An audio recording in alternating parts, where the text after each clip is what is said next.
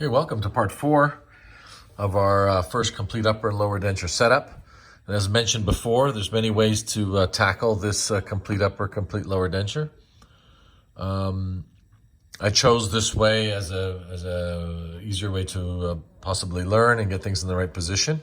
There's many ways to do it, like I said, but to recap from the previous one, previous video, we've put the posterior teeth on in our third step on the ridge, with the central groove on the ridge and flat. We have not incorporated any compensating curve as of yet. We may go back and make some small adjustments to the anterior overbite, overjet, and angulation of the canines. But the first thing I'm going to do, now you have some occlusion rim here on your maxillary arches. You can reduce some of that occlusion rim to the appropriate amount of wax to secure the next tooth in. So again, this is a class 1 occlusion, cusp marginal ridge occlusion, 1 to 2 teeth. So I'm anticipating that my lower first bicuspid fits in between 4 and 5 right here. Now we know when we talked about the mold guides of certain tooth companies, they had X amount of molds for the upper and the lower, let's say 6 for the lower and maybe 20 for the upper. And sometimes what occurs is you have because the anterior widths are slightly different, there may be a millimeter or half a millimeter or 0.25 of a millimeter here that you can close, open up with playing around with the overjet and overbite. If you have to trim the bicuspid in place, now this will only work if you have the lowers correct. So don't move forward unless we've kind of checked off your lowers are in a flat plane. And if you have to trim the bicuspid because of base plate, go right ahead. If you have to trim the ridge lap, maybe I'll do that just to kind of demonstrate. I don't have to. I'm going to soften it up here because my base plate is lingual to that location. But if you have to, you can take your tapered burr and slowly reduce the ridge lap of the tooth. I noticed that none of us trimmed I shouldn't say none of us, few of us trimmed the teeth prior. So we do not want the base plate or the ridge dictating my position of this bicuspid in relation to the maxillary 3 and the lower posteriors. Now, as you can see, I've got a huge amount of overjet, and if I push this in, I've got no overjet. Overjet does exist in the posterior region, and we should have a slight amount of overjet. Kind of reduces that deflection of the cheek. You can see maybe here, I'll zoom in after I do them all. You can see. Now, whatever overjet I choose for the posterior, I just want you to visually see what I've done here. I can't really measure that. I want you to be consistent with all the other posterior teeth. But you can see what I mean by tooth to two teeth. One upper perpendicular bicuspid to the plane of occlusion, in between 4 and 5 bicuspids perpendicular to the plane of occlusion. And that plane of occlusion was dictated to us by the dentist. And that plane of occlusion is parallel to the allotragus line. That plane of occlusion is parallel to the interpupillary line. That plane of occlusion has been decided at a certain vertical dimension, and which was contoured with that maxillary rim that we fabricated for the dentist. Now, we're kind of doing two things at once here. I gave you some average value mountings to kind of double check here with this one. 22 we did. 2/3 retromolar pad, perpendicular to the plane of occlusion. Same amount of overjet. And then I'm going to secure it with wax. Don't cover the teeth with wax, but secure them with wax. We still may need to go around and adjust slightly. One thing I forgot to mention before starting this step 4, don't forget to soak the model in water each day you start the setup. Now, in the commercial setting, like I said, you would probably start and finish on the same day, but this is a school setting, and we have to go back, take off our setup, and soak the model with water to separate it from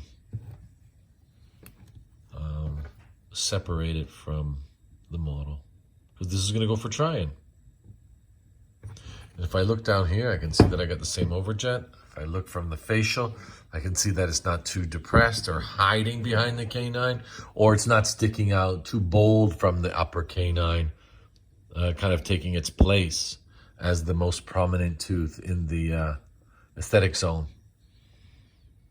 The canine will have that job. A little bit of wax. I could probably use a little bit more. Now we're just setting this up on a flat plane, flat against flat, and then we are going to later incorporate the compensating curve. And the compensating curve will be dictated by the condylar guidance and the incisal guidance and the degree of the teeth.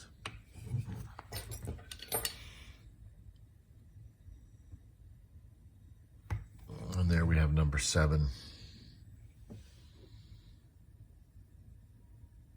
A little short of wax here.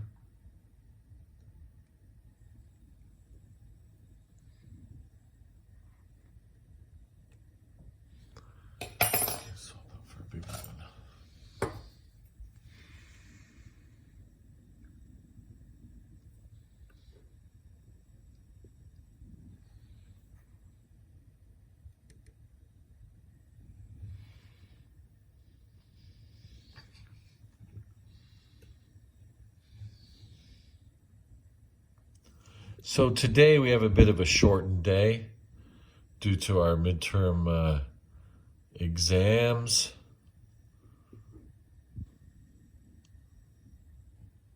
So we're going to discuss the intricacies of group function and balanced occlusion once we've put everything in place on our setups on a flat plane. Lowers on the ridge, anteriors 1 millimeter or 2 over jet over bite, and the posterior teeth with the same level of overjet.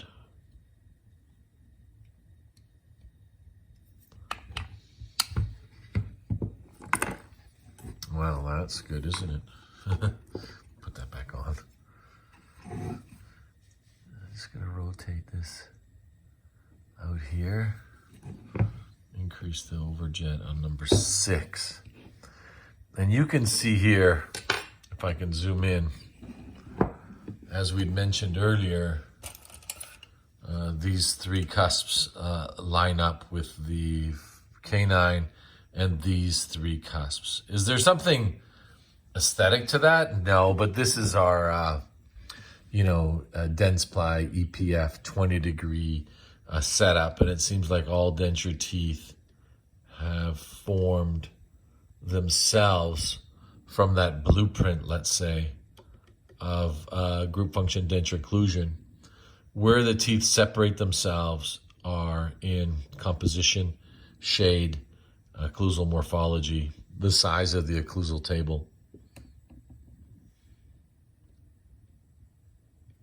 And some will choose to differentiate in all those categories, and some just in some. And this is, again, for the class 1, let's say, semi-anatomical tooth setup, which would be, 10 degrees to 22 degrees.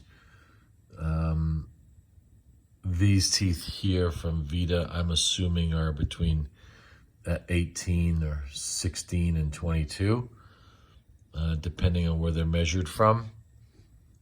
If we were to measure them from the standard distal line angle of the second bicuspid to the mesial line angle of the first molar, this is 20, but sometimes it varies where it's measured from. And again, these teeth were created for different types of situations. You could do class 1, 2, 3, and lingualized occlusion, more importantly, with these teeth. So then they're versatile rather than having to go to a whole new line. And then I'm thinking it's easier to maybe learn one, or be familiar, I shouldn't say learn, be familiar with one brand before going out. I know myself, the other day I introduced a different brand for whatever reason, not a permanent one. And then I found it like, oh, I remember this. That was eons ago.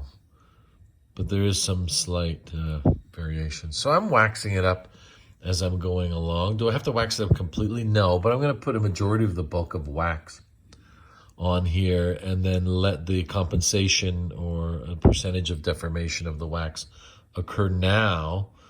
And then I can make some small adjustments rather than prior to my final festooning wax up.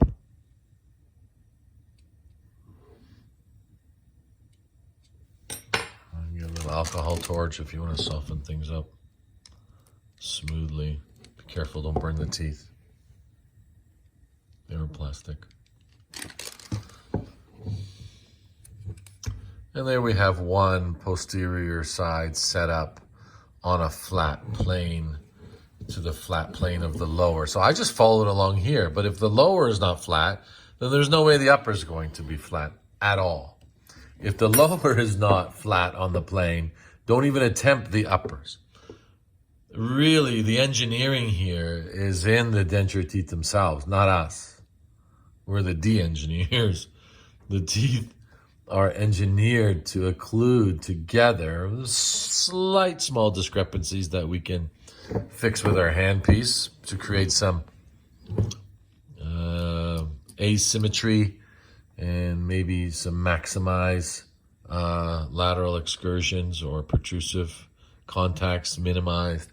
I mean, slight. It depends. Obviously, in the higher quality of tooth, then the more engineering we can assume has gone into the occlusion of those denture teeth. But these are more than appropriate for our purposes here.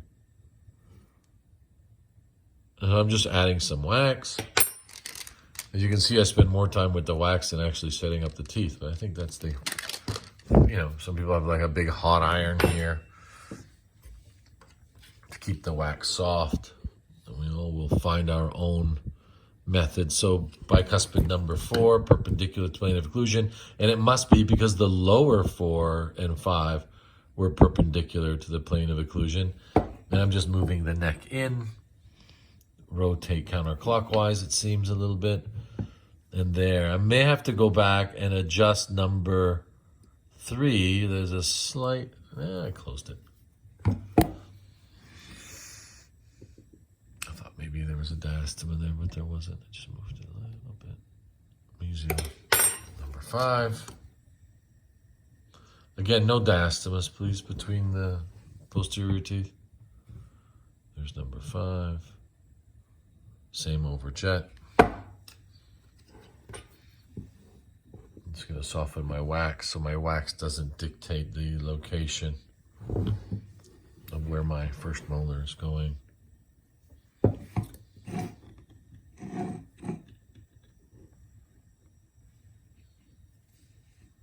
some more wax on here, which I would have left that on for my occlusion rim if it was there.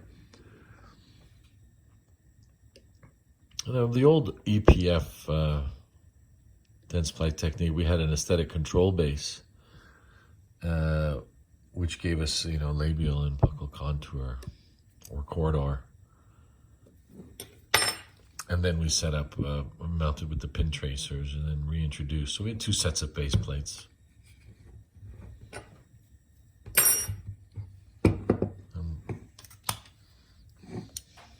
Sometimes in dental technology, for the wrong reasons, we end up doing things.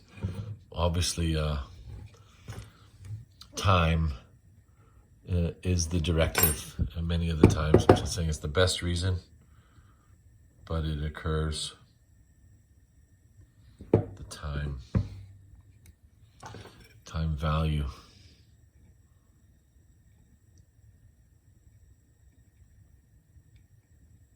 So I'm going to go in and adjust all of them. And you can see it'll look like the 7s are hanging slightly down. You can see the wax I'm adding there, because these dentures are missing one thing I want to discuss, which we're going to do next class. Then we're going to have our setups done. We're going to introduce compensating curve and some balanced occlusion. If you've done this correctly or very close to correctly, adjustments will be very minimal other than the compensating curve. The balancing will be very close to already achieved. You don't have to achieve it or manipulate it too much. So same over jet. I want to look facially down the line. Let's zoom in here. Turn it upside up.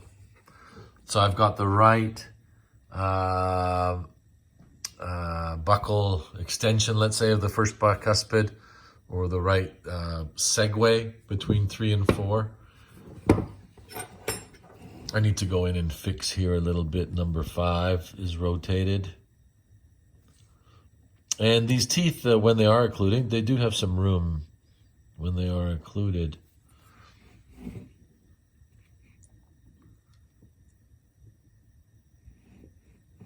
Need some wax before I manipulate these anymore.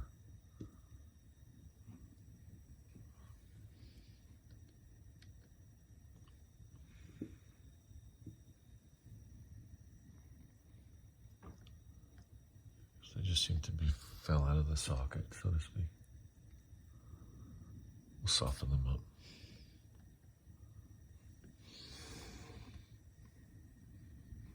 Which I have my hot iron there to expedite the whole procedure, but that's fine.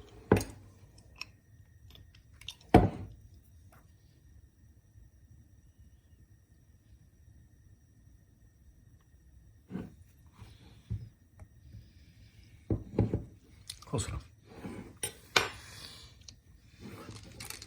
Because we're going to change that in the next procedure for some of the things that I've just done. This one is a little...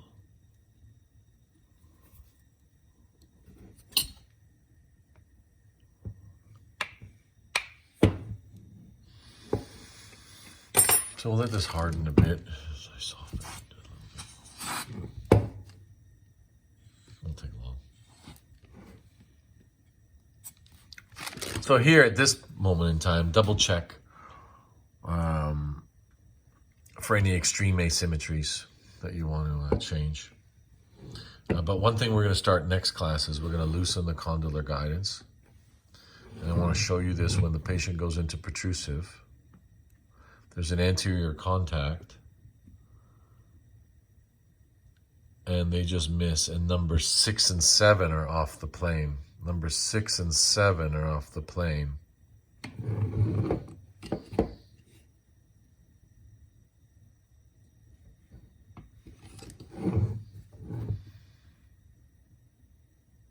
Number 6 and number 7, if I can point. Distal of 6, mesial buccal cusp of 7, distal buccal cusp of 7. And this is our half, 1 and 1.5 compensating curve.